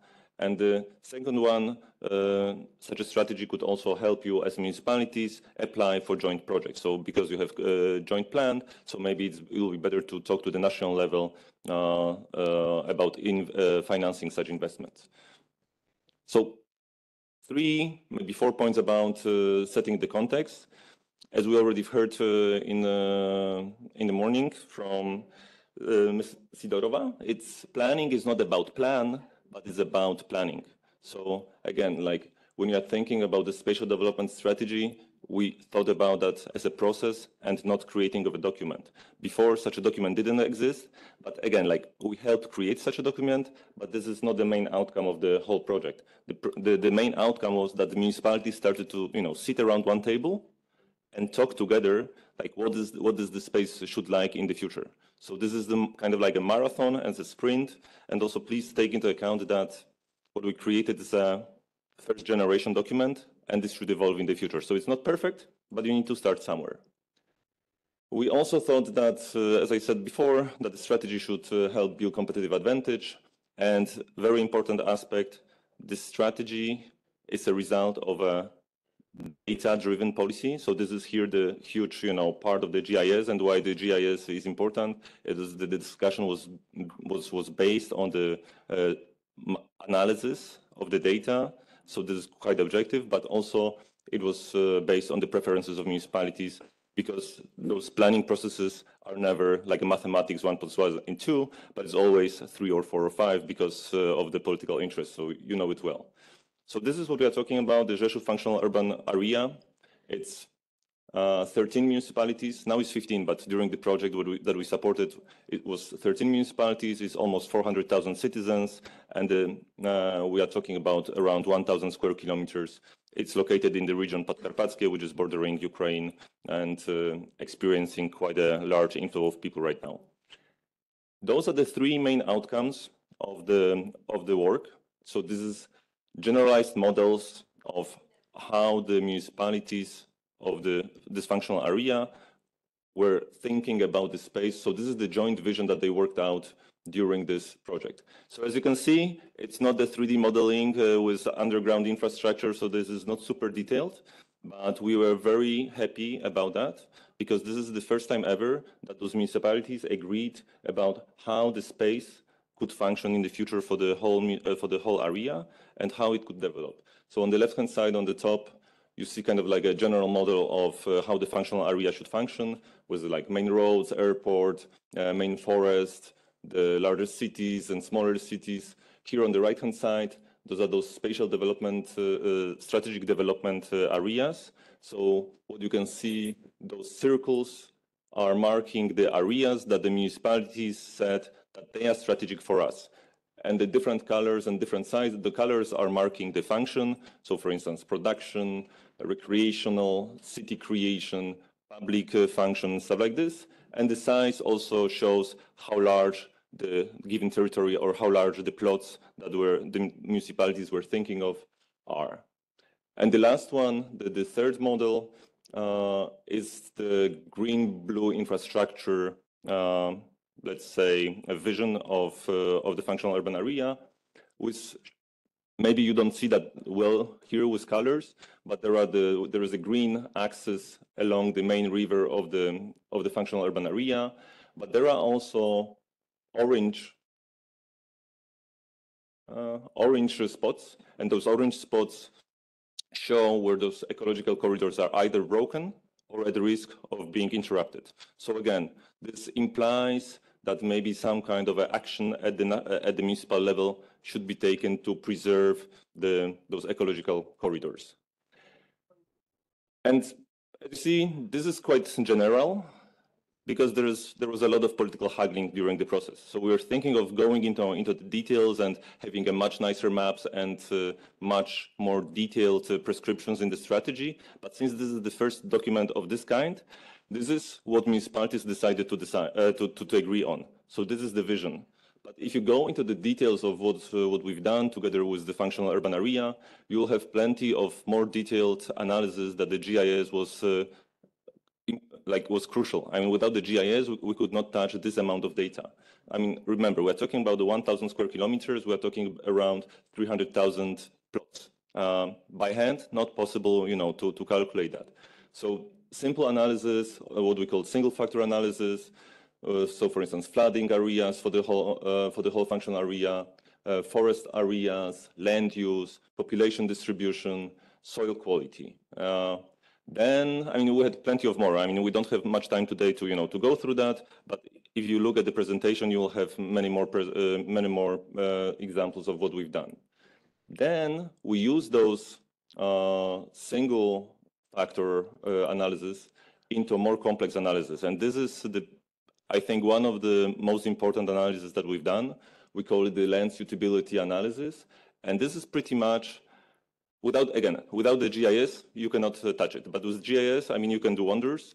And this is pretty much, this analysis creates an index of all the plots, depending, and this index is created on the basis of several attributes that you calculate. And this, the beauty of this methodology is that the framework of the analysis, we agreed with the municipalities in advance. So for instance, like if we're talking at this function of warehousing function or industrial function, we said we are taking 5 or 6 attributes to analyze the plots. So the size of a plot, whether the plot is even, how far is it from airport, how far it is from the main train station, does it have a connection to utilities, so water, electricity, sewage.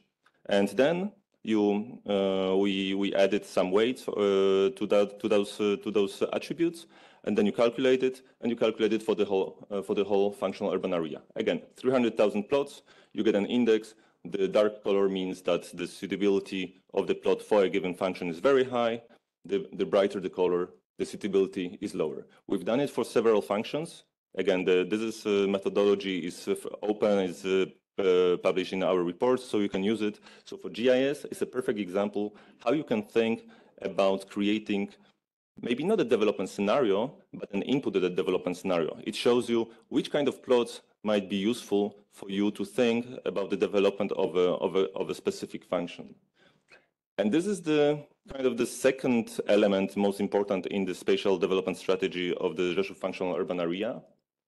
So this is the selection or identification of those strategic development areas. So this is what municipalities agreed on.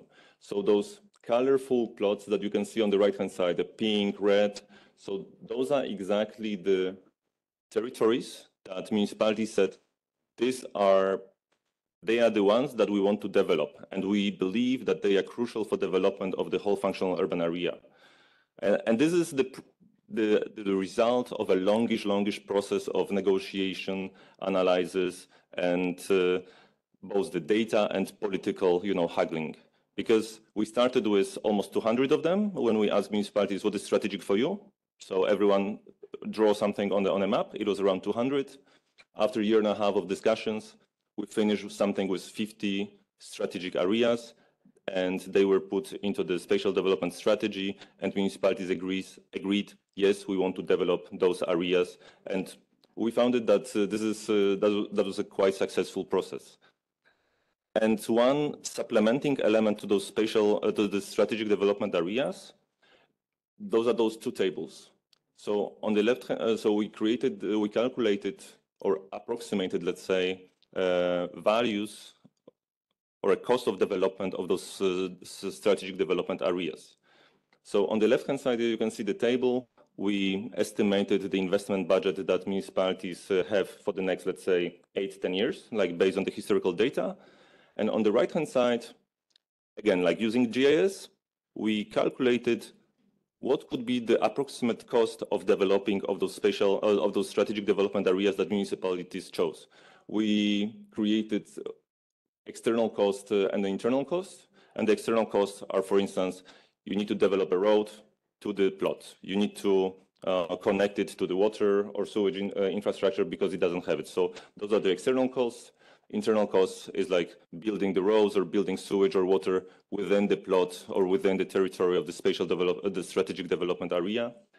You get the, again, like guesstimate, like approximation of cost, how much it would more or less cost.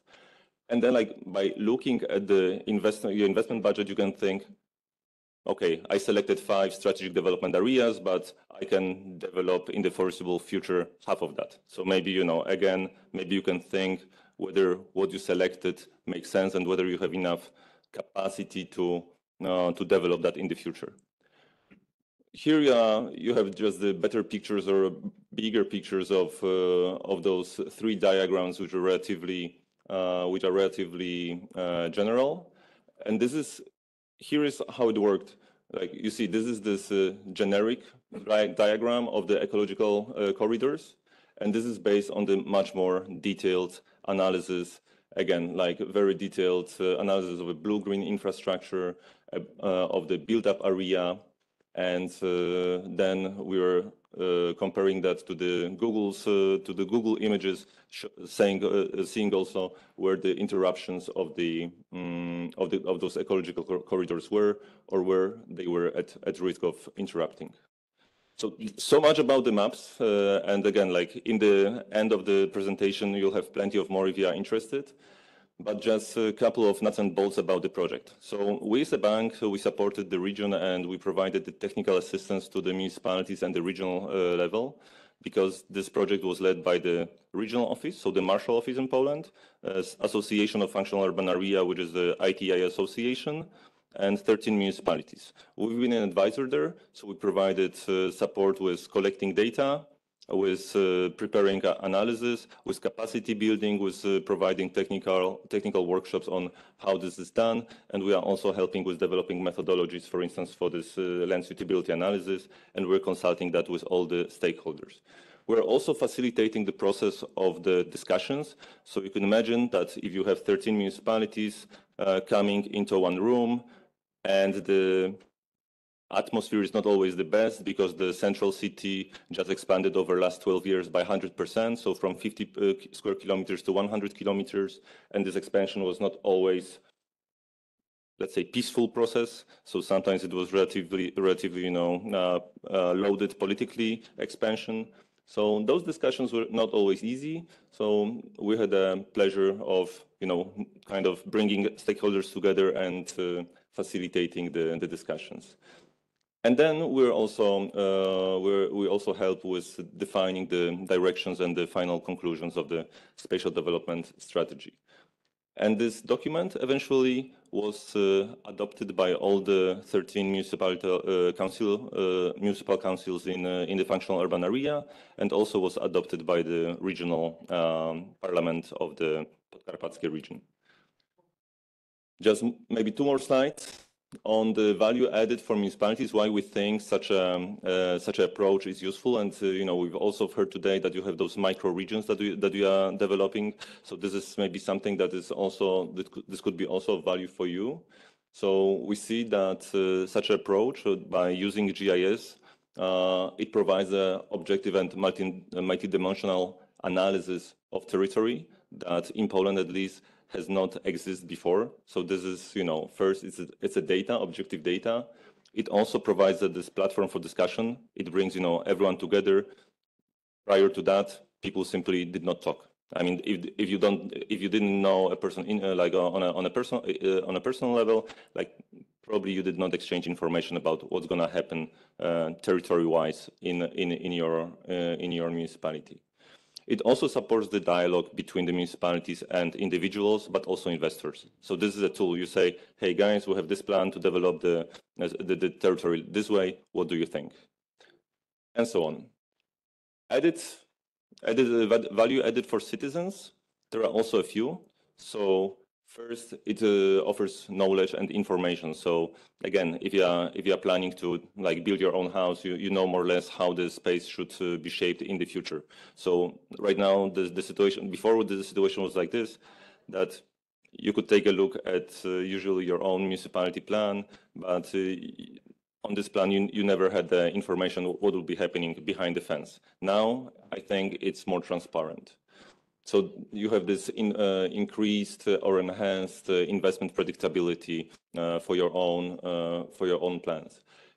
We're also thinking that such a strategy may contribute to enhanced mobility, as well as and thinking about better accessibility to public services, because those analyses show you like which area are deprived of either public transport or deprived of the access to water or sewage. So again, like analysis and showing those results on a map in the space are completely different to the tables where you say, oh, we have 90% of connection to water. But on the map, you can see that it is this corner of municipality that doesn't have connection. So then you can, again, like think politically, like where the investment should be directed. And final slide, this work on the spatial development strategy in the Rzeszów functional urban area, it originated from our joint work with European Commission. This was the Catching Up Regions initiative that was started in Poland in 2016. We worked on that in 2017 and 18. Then the region decided, well, maybe this is a good idea to further develop it. And then we signed an agreement with the Marshall Office, so this is the regional authority, to help develop this methodology and the spatial development strategy. This project was financed, in fact, through EU funds. So that was the project between the Marshall Office and the National Ministry in Poland. And under this project, the work of the World Bank assistance was financed.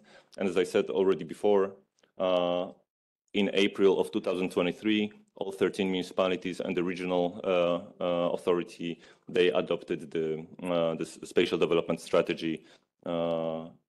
And this is right now an official document.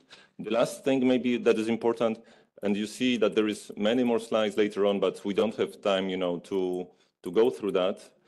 But an important maybe element that I would like to tie into the discussions in the previous presentation is that in Poland we have 3 levels of spatial planning. So we have a national, regional, and municipal, and the functional urban area planning is not mandated by law. So this is not that it was an obligation to create such a strategy, but municipalities were thinking we need to work together. We need to think about space to make it more livable and to make our area more competitive in the future. So this is the beauty also of this approach that was really driven bottom up. And right now the municipalities are thinking, how to make it let's say more binding, because right now the strategy is more of like a gentleman's agreement between the municipalities and the region. So, but then the municipalities, they see the value added of this document. Thank you very much.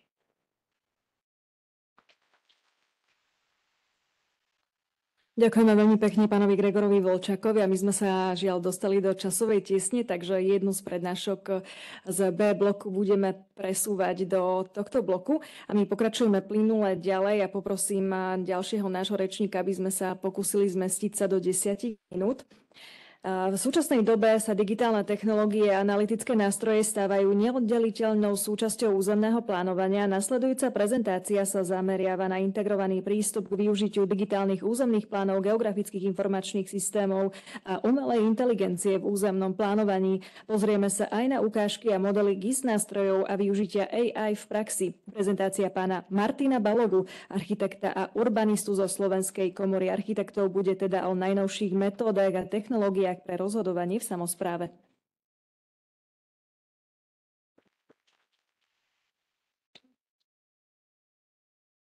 Ďakujem. Tak ja sa budem snažiť byť stručný, aby som dodržal čas.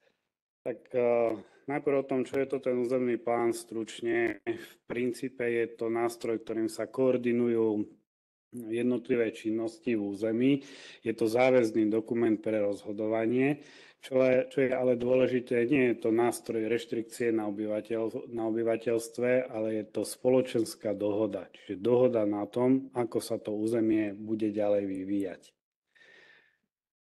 Územný plán sa nerobí, ako to už to bolo niekoľkokrát povedané, preto, aby bol plán, ale preto, aby sme plánovali a preto, aby sme územie koordinovane a efektívne rozvíjali do budúcna. Všetci sme postrehli nástup umelej inteligencie v súčasnosti, tak dôležité je povedať, že umelá inteligencia už presiahla aj do geografických informačných systémov pod označením GeoAI, ktorá umožňuje efektívnejšie spracovávať a využívať cielené veľké množstvo dát, ktoré dokážeme pozbierať. Naštartovali sme teda naše lietadlo. Pozbierali sme veľké množstvo dát z územia, vytvorili sme LOT-1 model, na základe ktorého sme definovali základný rozmer objektov. Vytvorili sme LOT-2 model na základe pomerne zložitého algoritmu, ktorý sa nám podaril poskladať. Musím povedať, že tento LOT-2 model poskladať je náročnejšie ako trojku alebo jednotku, pretože naozaj zjednodušenie toho procesu je veľmi zložité. Na základe toho LOT-2 modelu a LOT-1 sme vytvorili analýzu územia, zastávanosti, výšky a iných parametrov práve využitím tejto geopriestorovej umelej inteligencie. A na základe týchto parametrov sme potom spracovali územný plán, ktorý je už premietnutý do 3D vrátane definovania jednotlivých parametrov a regulácií. Nie v základe, pretože si to myslíme, ale na základe toho, že v tom území sa takéto parametre už nachádzajú. Čiže na základe podrobnej skutočnej analýzy územia sme vytvorili regulatívy do územného plánu. Dobre, to by sme mali. Čo ale, ako sme potom použili ten GIS? To sú nejaké základné výhody použitia GIS systému, ktoré už boli niekoľkokrát povedané, tak to prejdem. Ale dôležitý, okrem, ako už bolo aj na začiatku povedané, okrem samotného GISu je aj WebGIS, pretože to zapojenie obyvateľstva do toho rozhodovania územia je nesmierne dôležité a územný plán, ktorý nie je prezentovaný a nie je s ktorým sa obyvateľstvo nestotožní, tak naozaj sa stáva tým nástrojom reštrikcie a nie spoločenskou dohodou.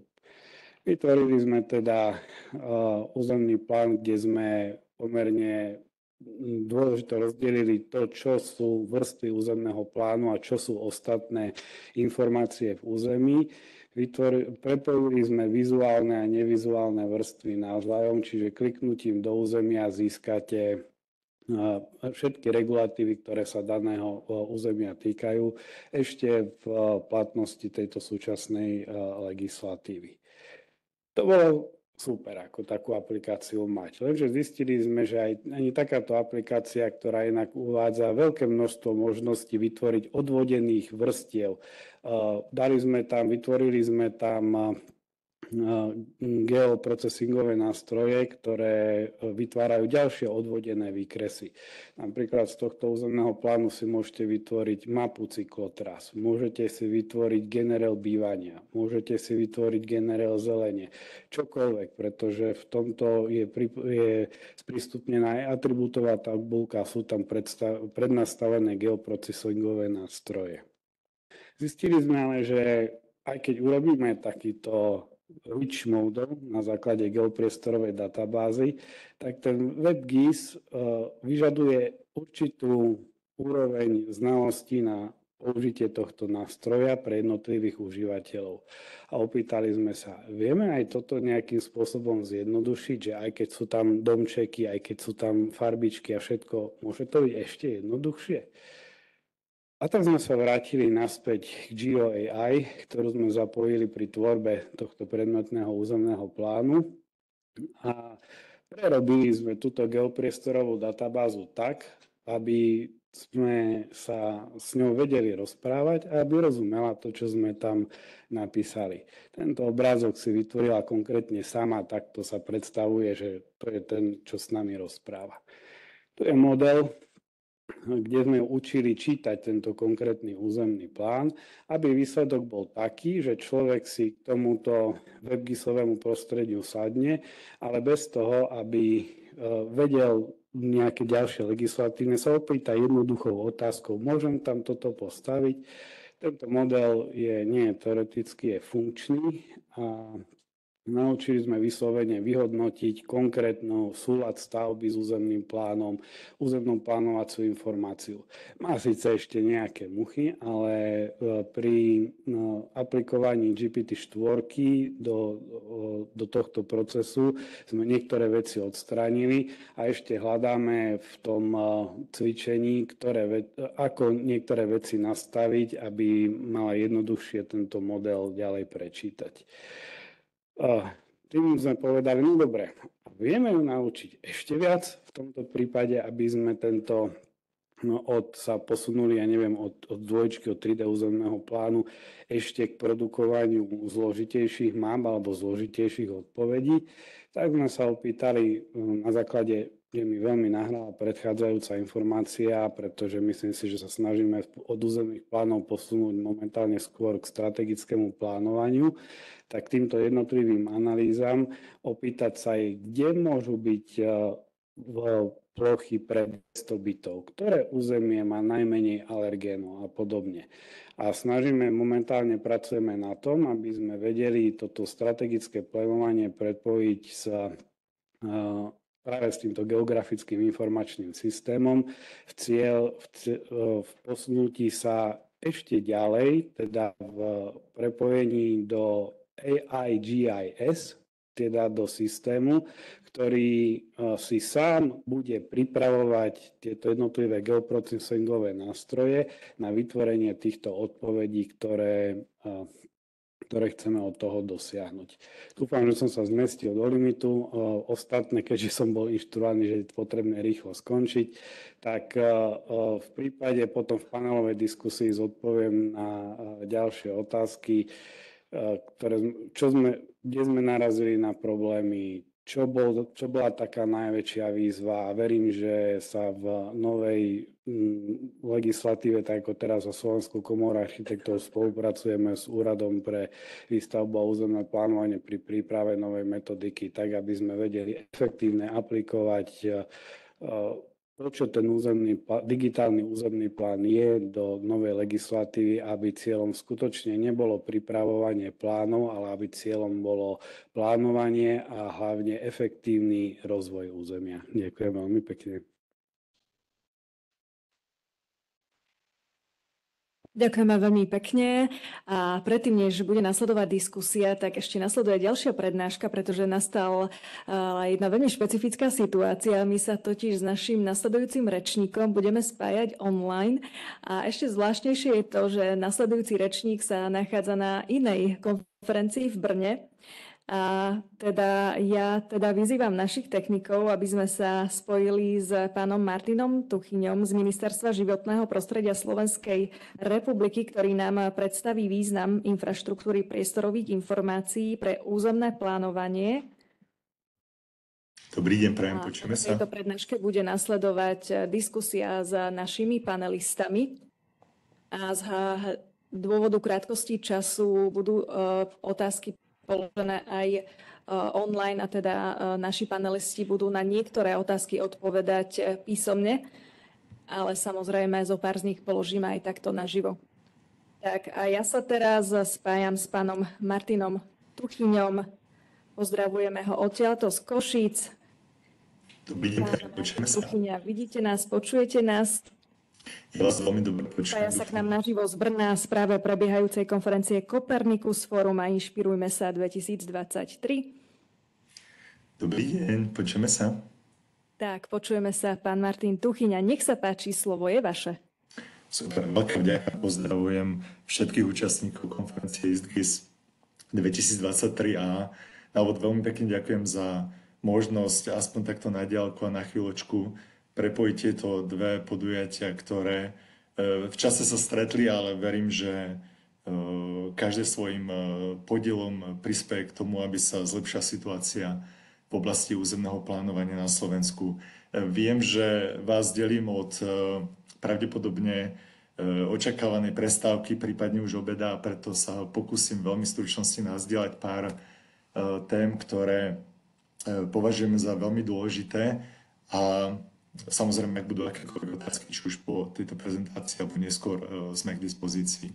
Veľmi stručne v názve príspevku bola spomínaná infraštruktúra priestorových informácií.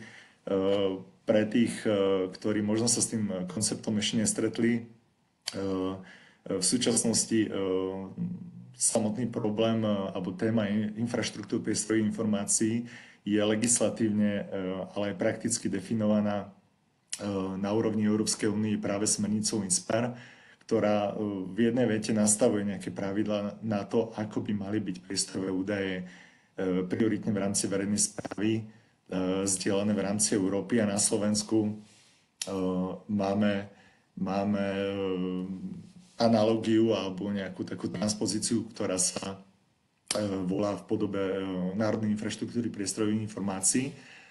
A toto sú v podstate nejaké dva informačné kanály, cez ktoré sa snažíme komunikovať túto tému pre všetkých dotknutých, ktorých o chvíľočku bližšie upresním, aby bolo jasné, že vlastne kto je tá cieľová skupina. Čo ešte dôležité, možno dve hlavné misie tejto iniciatívy by som raz zdôraznil, a to je tá prvá, že sa snaží o to, aby digitálne priestorové údaje vytvárané v rámci verejnej správy boli dostupné a samozrejme, aby sa zvyšovala ich kvalita. A druhá, nemenej dôležitá dimenzia, alebo teda misia tejto iniciatívy je, aby sa zlepšilo a posilnilo využitie týchto geodát. Ak budete mať záujem pozrieť si bližšie, kde momentálne INSPAR a NIPI sú, v tejto chvíli by som len rád upozornil na webové sídlo INSPAR Geoportálu, ktoré prevádzkuje Európska komisia, a práve začiatkom tohto týždňa na Európskej konferencii INSPAR, ktorá včera skončila, bol predstavený nový INSPAR Geoportál. Po veľmi dlhom období je to druhá generácia tohto portálu a veríme, že teda prinesie zlepšenie celkového prehľadu situácie v Európe, tak aby vlastne aj tí, ktorí potrebujú na rozhodovanie tieto údaje na úrovni Európskej únie, ich mali k dispozícii v požadovanej miere kvality a detailu. Niečo podobné sa podarilo na národnej úrovni tento rok realizovať aj na Slovensku. Podarilo sa nám dotiahnuť ako keby druhú generáciu dvoch webových sídiel. Prvé sa volá Register priestorových informácií, ktoré je určené predovšetkým tým, ktorí publikujú a zdieľajú geodáta, tzv. Povinným osobám, ale aj tým, ktorí by radi zdieľali informácie o dátach, ktoré vytvárajú. A potom je to Národný geoportál, ktorý je prioritne určený pre používateľov priestorových informácií. Tou druhou oblasťou, ktorou som sa chcel s vami podeliť, je vlastne tá kľúčová téma vašej konferencie a možno nazdieľať vám takú perspektívu, ako ju vnímame, ako si uvedomujeme jej dôležitosť, pretože my vnímame tú problematiku územného plánovania v takých dvoch dimenziách. Hlavne z tej prvej na strane tých vstupov, kde vidíme, že tie priestorové údaje sú kľúčové jednoznačne na tom procese tvorby samotných územných plánov, ale nemenej dôležitú dimenziu vnímame aj na výstupe a teda tej praktickej implementácii výstupov procesu územného plánovania, kde veríme tomu, že aj nová legislatíva, všetky iniciatívy, ktoré isto sú a budú prezentované na vašom podujatí, pomôžu zlepšiť situáciu na Slovensku do blízkej budúcnosti. Tu som sa snažil naznačiť nejaký ten legislatívny ekosystém, ktorý vnímame, že je veľmi dôležitý. Samozrejme nie je vyčerpávajúci, ale trošku sme sa ho snažili ako keby nafokusovať na dve ako keby oblasti, a to je teda problematika gestie samotného územného plánovania, a to je zákonov o územnom plánovaní a potom teda európska a národná implementácia problematiky INSPIRE a NIPI. Tu som si len dovolil vyťahnuť niekoľko referencií, ktoré podľa nášho názoru výrazne ovplyvňujú do budúcna ten segment tých priestorových informácií. Táto časť je hlavne teda na strane vstupov do procesu a podpory implementácie nového zákona o územnom plánovaní. A na druhej strane je určitá časť hlavne samotného zákona, na ktorú tiež veľmi vzhliadáme, a to bude potom ten tok tých informácií z procesu územného plánovania smerom von. Vieme, že sa teda ešte bude pripravovať vyhláška, ktorá bližšie bude špecifikovať problematiku informačného systému. A pevne veríme, že budeme môcť prispieť k tej diskusii a nastaviť tie pravidlá tak, aby v konečnom dôsledku sa naplnilo očakávanie samotného právneho predpisu. Ako to vidíme z pohľadu INSPIRE, tu by som len zdôraznil také 3 aspekty. INSPIRE definuje, že vlastne koncept tzv. Povinných osôb, to sú teda subjekty, ktoré sú explicitne vymedzené v zákone, a definuje aj ich povinnosti. A vo väzbe na tú cieľovú skupinu, ktorú predpokladám, že je dnes aj na vašom podujatí, by som raz zdôraznil, že vnímame my ako práve tie povinné osoby aj zástupcov samosprávy, ako aj na úrovni vlastne ústrednej štátnej správy v zastúpení teda Úradu pre územné plánovanie a výstavbu Slovenskej republiky.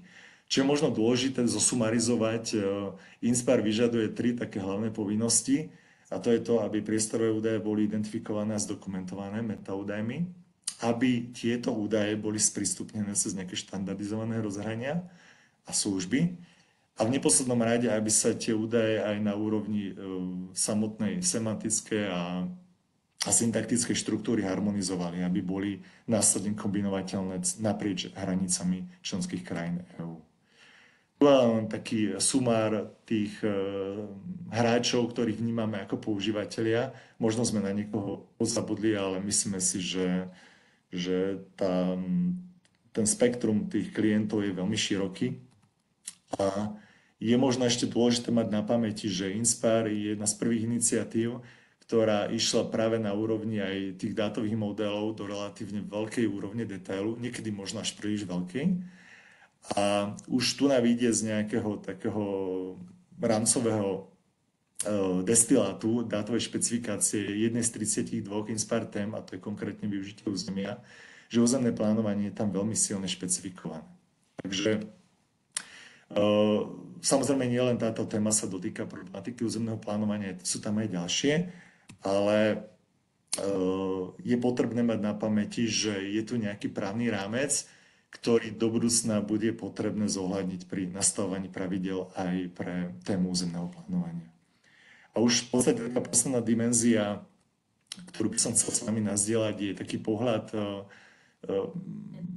z Európskej únie až na tú regionálnu úroveň, kde je potrebné si uvedomiť, že INSPIRE bol navrhnutý tak, aby zabezpečoval prepojiteľnosť údajov z lokálnej úrovni až na tú európsku.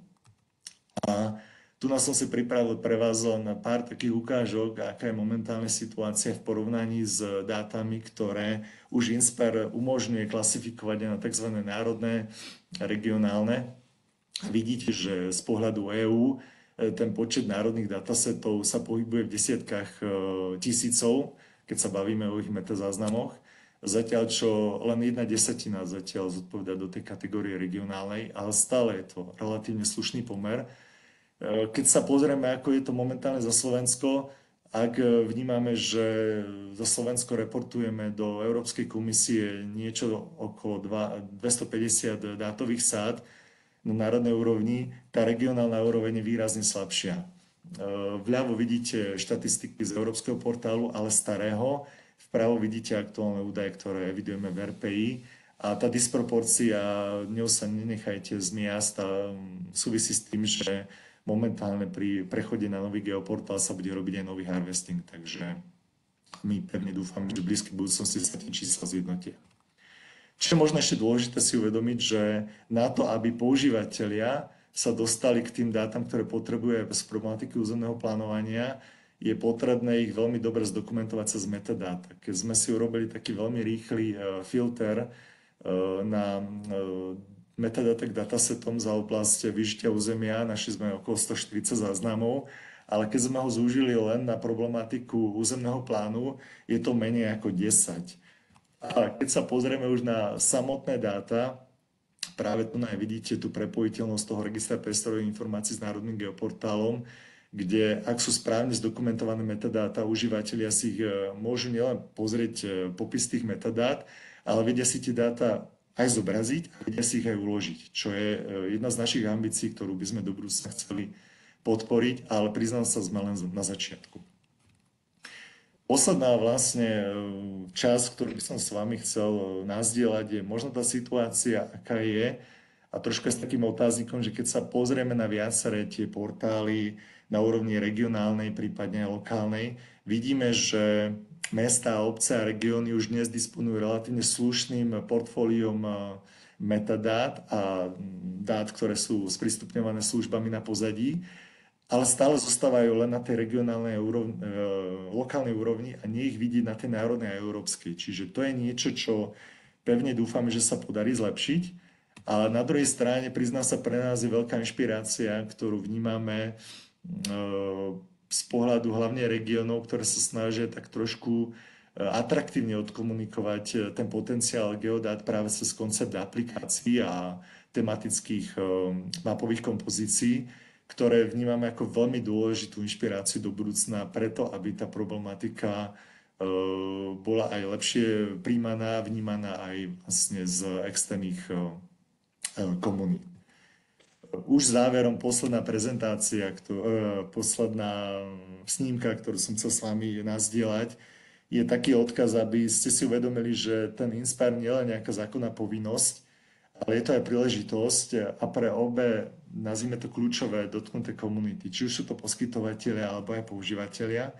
A preto snažte sa, aby tie priestorové informácie, ktoré budete kupovať, vytvárať, obstarávať, aby boli jednoznačne strojovo spracovateľné, aby boli pod čo najotvorenejšou licenciou, tak, aby následne bolo možné tieto údaje zdieľať podľa legislatívy, ale hlavne podľa tých potrieb praxe, aby skutočne sa podarilo naplniť cieľ, ktorý má oblasť téma územného plánovania, ale priznám sa aj tá oblasť, za ktorú nejakým spôsobom nesieme tú gestiu. Veľká vďaka, to je z mojej strany všetko. Ďakujeme veľmi pekne, pán Tuchyňa, a pozdravujeme odtiaľto z Košíc. Nasleduje diskusia, teraz by sme prenechali priestor našim panelistom pred prestávkou.